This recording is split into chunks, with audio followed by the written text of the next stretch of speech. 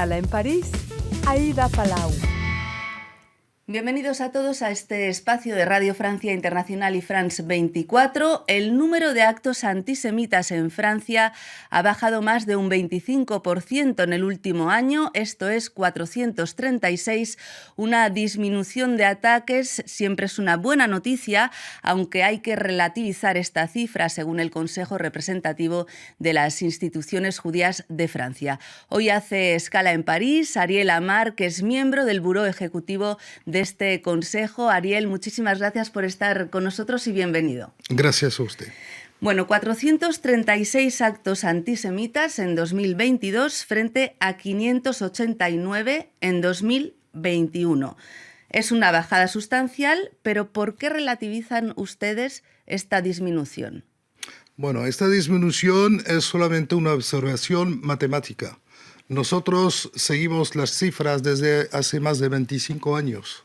Y estas cifras siguen una curva como sinusoidal alrededor de una media. Y la media sigue siendo muy alta.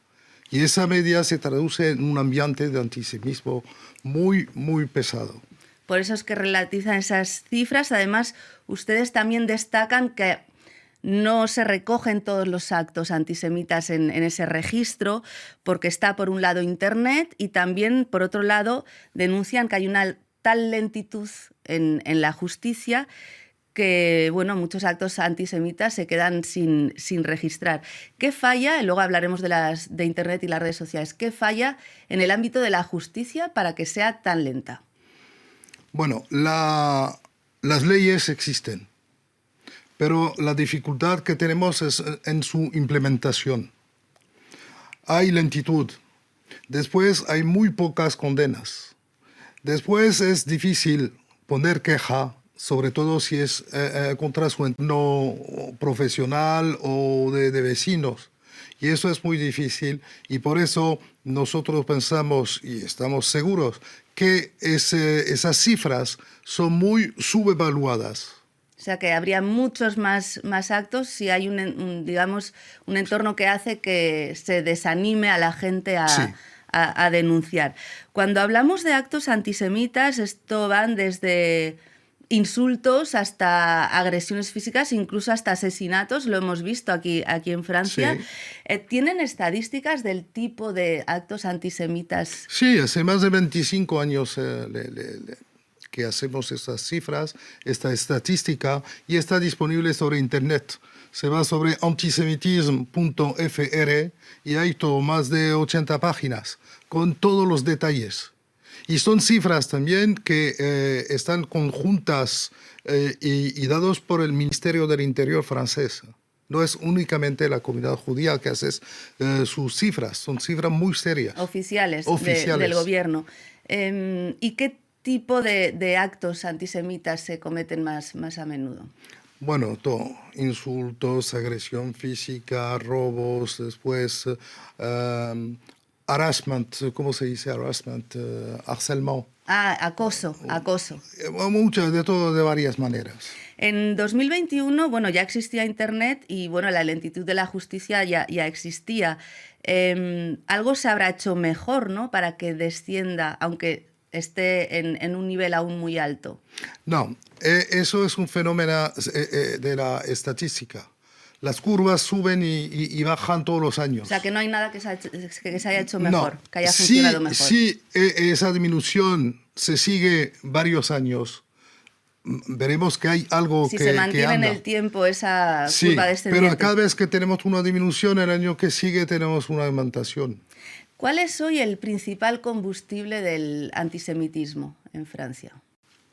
El principal, el islamo radical, islamo política y también el odio de Israel, que ahora llamamos la israelofobia. ¿Y esto se traduce en Francia? Sí, quieren importar el conflicto israelo-palestino en Francia.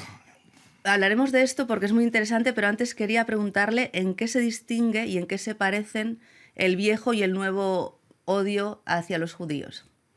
En qué se distingue es que antes era más bien la extrema derecha, hoy en día es más el islamo radical, el islamo política, que es más bien la extrema izquierda, y en que se parecen, las víctimas son las mismas. ¿Usted cree que desde la extrema izquierda francesa se fomenta el antisemitismo? Hay, pero menos que la izquierda.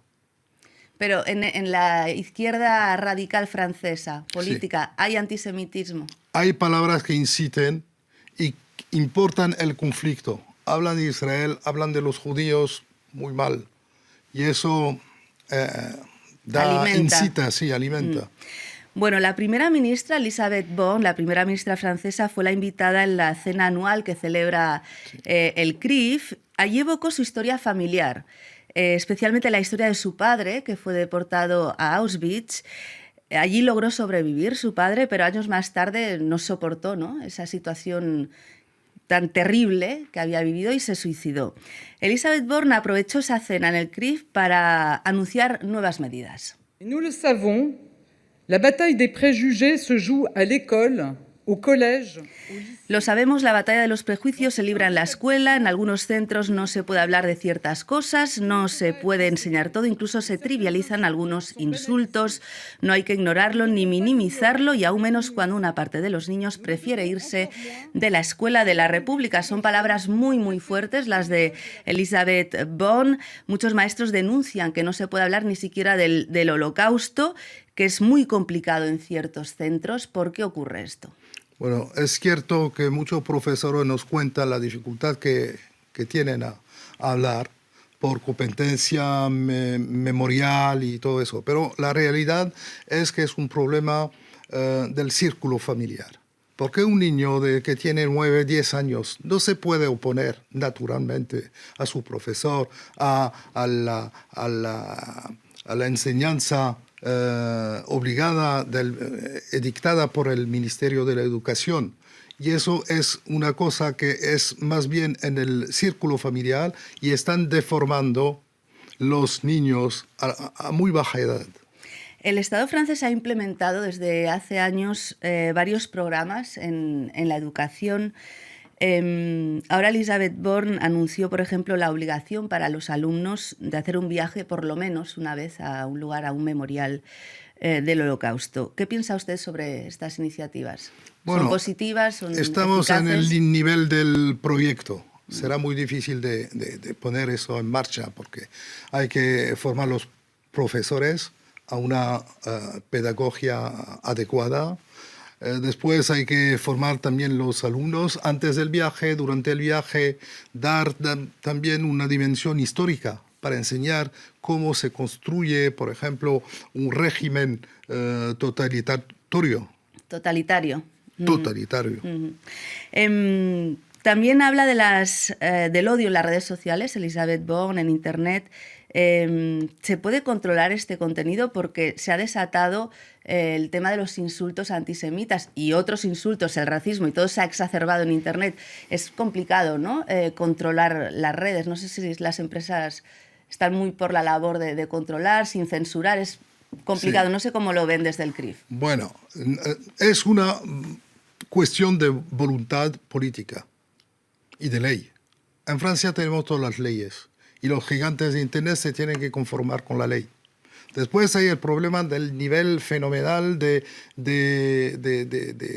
mensajes de odio que hay en Internet. Y eso se puede también controlar con la inteligencia artificial y lo hacen y lo logran cuando es cuestión de pedofilia, pornográfica y todo eso. Cuando lo quieren, lo pueden. O sea, es una falta de voluntad política, según usted, en este caso. En el caso del Hay que antisemitismo. hacer la voluntad política, obligar a conformar los gigantes de Internet con la ley. Es un derecho y es en el poder del gobierno eso. Antes hablaba usted de cómo el conflicto israelo-palestino influye, ¿no?, en Francia, se importa a Francia. Yo le quería preguntar, ¿se puede ser crítico con el gobierno de Israel y no por eso ser antisemita? Es decir, no porque se critica a Israel se es antisemita, ¿o sí? No, totalmente no. Es la noción de libertad de expresión, es la noción de democracia. Y me parece a mí que los israelíes mismos se ocupan bien de criticar el gobierno. Eso no es democracia eso. Lo que es antisemitismo es cuando se desnega el derecho de existir para Israel. El derecho de vivir los judíos en Tierra Santa. ¿El antisionismo es antisemitismo? Sí.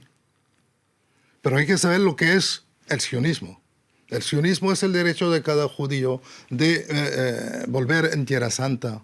Y los judíos del mundo entero cada año dicen una vez por año a la Pascua, el año que viene a Jerusalén. Eso es un sueño de volver para varios judíos. Pero yo no pienso que antisemitismo es denegar ese derecho. Y eso es antisemitismo.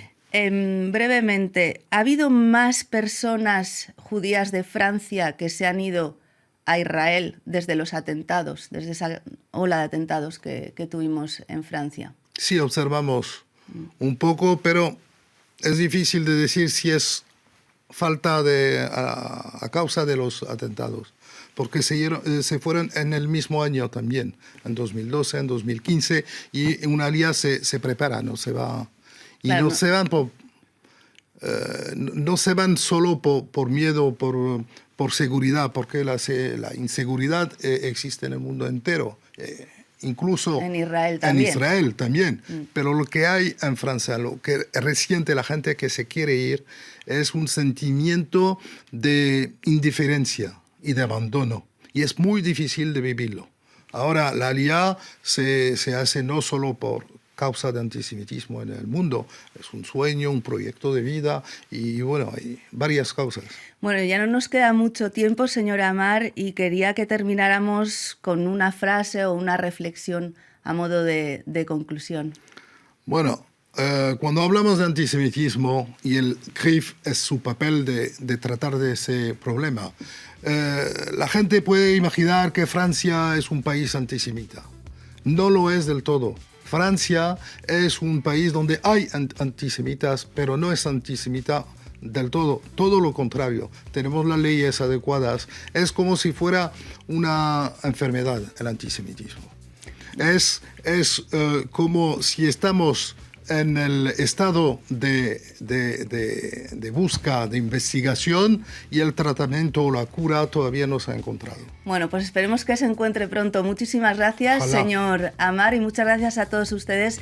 Y no queremos decirles adiós sin dar las gracias a Fabián Muñegué, un técnico que ha estado con nosotros desde el principio de esta aventura, y le deseamos lo mejor en su próxima etapa. Ya saben, nos pueden seguir también por internet en rfimundo.com y france24.com. Hasta pronto, amigos. Ça a été